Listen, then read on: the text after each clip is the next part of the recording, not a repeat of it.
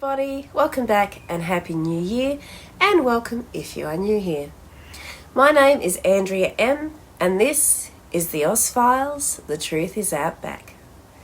In today's video, we will be exploring Joan Lindsay's 1967 best-selling novel, Picnic at Hanging Rock.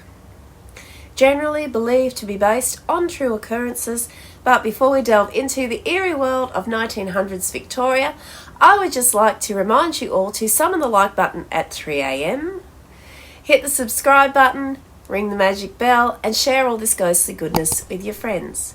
It's subscribers just like you who help me grow my channel and make you guys more videos just like this. Without further ado, let's jump into today's Ozfile, Picnic at Hanging Rock. Joan A. Beckett Lindsay was born on the 16th of November 1896 and she died on the 23rd of December in 1984. Also known as Lady Lindsay, she was an Australian novelist, a playwright and essayist, and she was also a visual artist. She was trained in her youth as a painter, and Lindsay published her first literary work in 1936 at the age of 40. She published it under a pseudonym, and it was a satirical novel titled Through Darkest Pondaleo.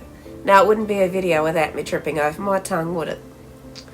Her second novel, Time Without Clocks, was published nearly 30 years later and was a semi-autobiographical account of her early years of her marriage to artist Darryl Lindsay. In 1967, Lindsay published her most celebrated work, Picnic at Hanging Rock, a historical Gothic novel detailing the vanishing of three schoolgirls and their teacher at the site of a monolith during a summer picnic.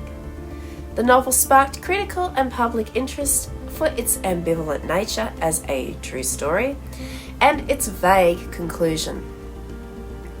This has left Australians asking to this very day, what happened to the three schoolgirls and their teacher, and is it true? The general consensus seems to be that yes, it is true, owing to the already strange going on in the area.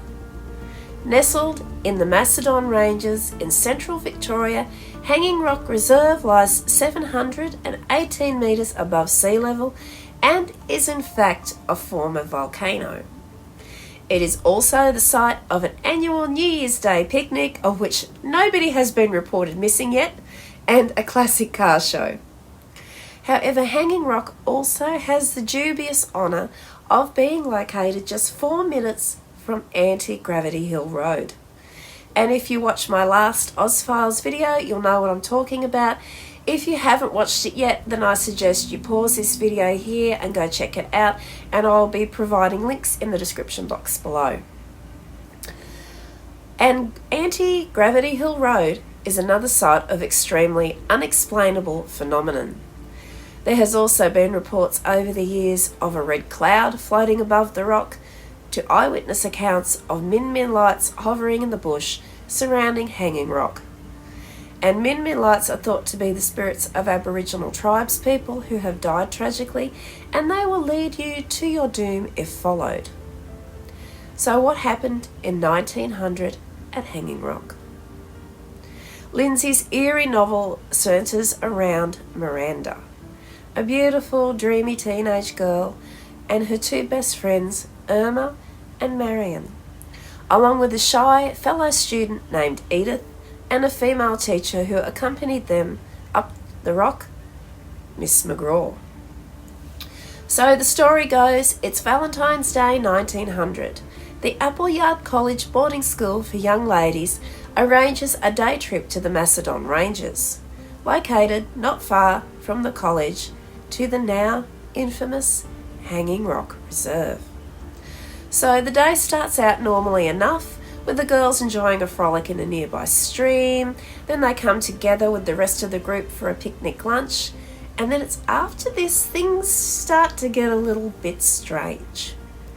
It was getting towards mid-afternoon, and Valentine's Day falls in the middle of summer in Australia, so it's always very hot, and the group was becoming sleepy from the food and the heat, So everyone is nodding off and becoming a little drowsy, or they're just kind of laying around and relaxing, just having a nice day, just having this beautiful picnic down by the stream and the water. So it's as most of the company are snoozing and relaxing by the water's edge, Miranda, Irma and Marion ask Miss McCaw might they be allowed to explore the rock.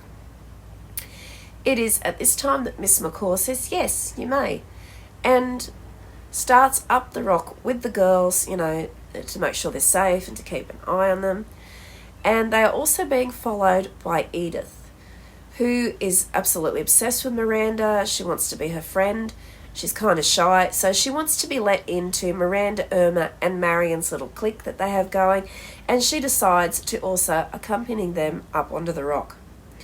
An undetermined amount of time passes with the group ready to return to the college when Edith suddenly appears running for her life down the path leading up to the rock.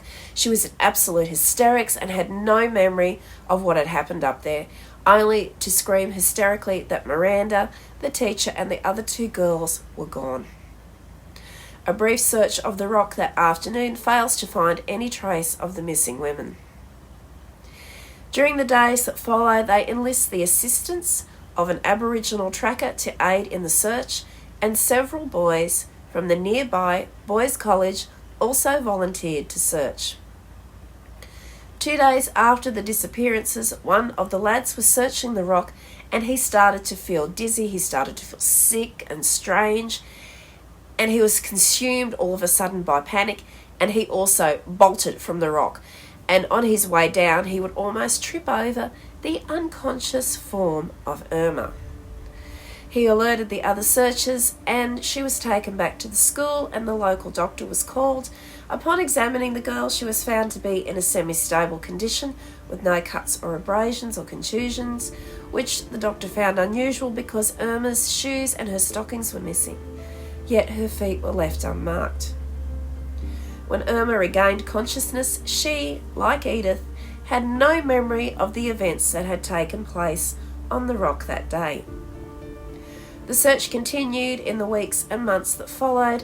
However, not a trace of the three girls or their teacher was ever found. But this is not where the story ends. Reports of grave misfortunes befalling some of those who had been at the rock that day started in the few days and weeks that followed. Weird things were happening to the people that had been there searching, the people that had attended the picnic. There were reports of some of them taking their own lives, and that began to circulate. One man perished in an unexplained fire, and several succumbed to mystery illnesses causing them to pass away with no explanation. So the question to this very day exists: did the events at Hanging Rock, that fateful St. Valentine's Day in 1900, actually happen? Some remain sceptical, as after much analysis of Joan Lindsay's best-selling novel, a few anomalies began to emerge in the timeline. Firstly, it was found that the day of the week for Valentine's Day that year was incorrect, and it was in fact the date that year for Easter Sunday. Also, it was discovered Appleyard College was also fictional, but may have been based on Clyde's grammar school for girls that Joan Lindsay herself had attended as a youngster. So, had Lindsay herself experienced a situation similar to the one in her creepy story and simply fudged a name and a few dates to lend ambiguity and skepticism to an actual event to hide the truth? Or was it in fact a complete work of fiction? I myself actually would like to keep the unsolved mystery of this story, as I feel it would lose its magic if it was all just neatly explained.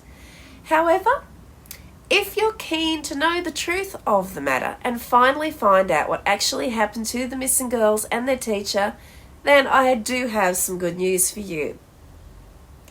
Joan Lindsay actually did write a final chapter explaining what happened to the missing quartet, but it was at the last minute scrapped from the original story to preserve its air of mystery and ambiguity. But if you just have to know what happened, you can read it in the sequel to Picnic at Hanging Rock, The Secret of Hanging Rock. I haven't read it. I may one day if curiosity gets the better of me, but for me, for now, I want to keep the mystery. I've been keeping that mystery ever since I was about 8 years old.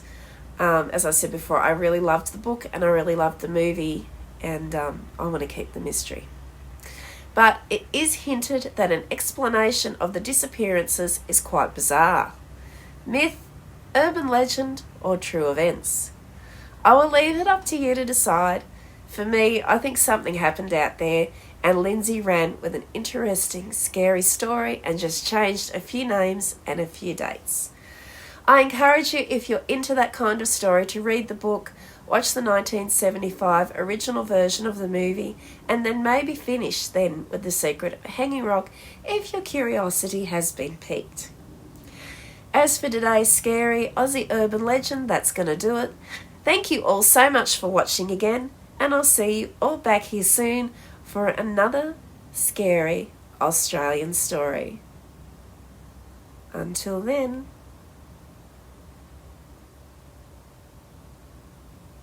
sleep tight.